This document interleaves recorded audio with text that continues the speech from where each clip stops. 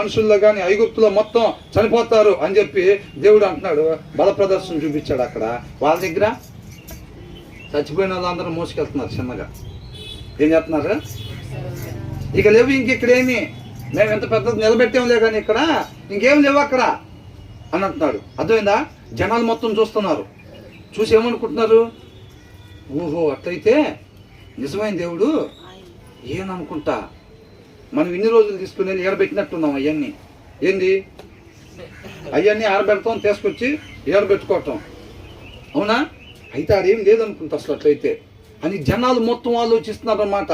450 మంది ప్రవక్తలు డ్యాన్స్ వేసి కోసుకొని రక్తాలు అక్కడ దాల్చి ఆ బొమ్మ దగ్గర అది చేసి నాట్యం చేసి మొత్తం చేస్తే ఏమైంది? ఏమైనా మంట వచ్చిందా పైనుంచి? ఏమి రా, బూడిద కూడా రాలా. అవునా?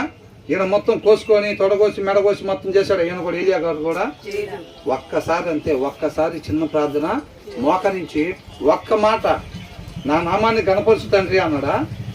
ఏమన్నాడు?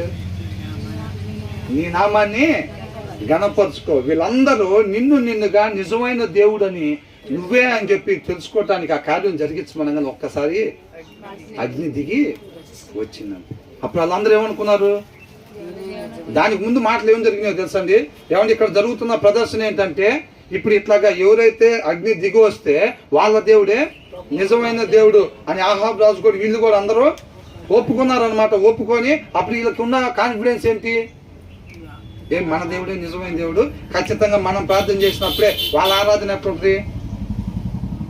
ఇంత 4 బయట పెట్టి నిమ్మకాయలను వేసుకొని, సరేలే మైక్లో మనకి ఎందుకులే కానీ అవన్నీ భయంకరంగా ఆరాధన చేస్తే దగ్గరికి వస్తారు ఎవరిని చూస్తే. అందుకని కొంత నా చిన్నప్పటి నుంచి ఏంటంటే, అమ్మో ఇక్కడ ఉండేది, ఇక్కడ కొండ మీద ఉండేదాన్ని అంట, చూస్తే 3 రోజులు జ్వరం వచ్చిందంట అని చెప్పేవాళ్ళు. నాకు అసలు బాటా కూడా భయం వేసేది అప్పుడు ఎంతగా ఉండేది.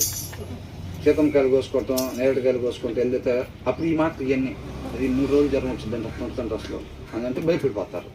అవునా కదా? వాళ్ళకుండే కాన్ఫిడెన్స్ ఏంటంటే, మనం పిలిస్తేనారు వచ్చేది. అవునా? ఇదిగో మనం పిలిస్తేనే వస్తాడు, వాళ్ళు పిలిస్తే రాడు, కార్యం జరగదు అనే కాన్ఫిడెన్స్ వాళ్ళకు ఉంది. సరే కానివ్వండి, సరే కానివ్వండి, అట్లాగే చేద్దాం కానివ్వండి.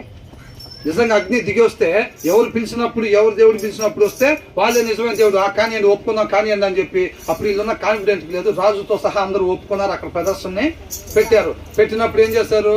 వాళ్ళు పొద్దు నుంచి సాయంత్రం దాకా ప్రయత్నం చేశారు. అయిందా? ఇక కాలేదు. మామూలు దాన్ని అప్పుడు దాకా ఎండలో ఉండేది కూడా కాలేదు, కనీసం అది దహింపబడలేదు. ఈయన ఏం చేసాడు? వచ్చిన తర్వాత మొత్తం నీళ్ళు పోయిన దాని మీద అన్నాడు. నీళ్ళు పోతే ఇంకేం మండిద్ది? అసలు మండేది కూడా ఆరిపోయిందని అంటున్నాడు. అసాధ్యమైంది సాధ్యం చేయటమే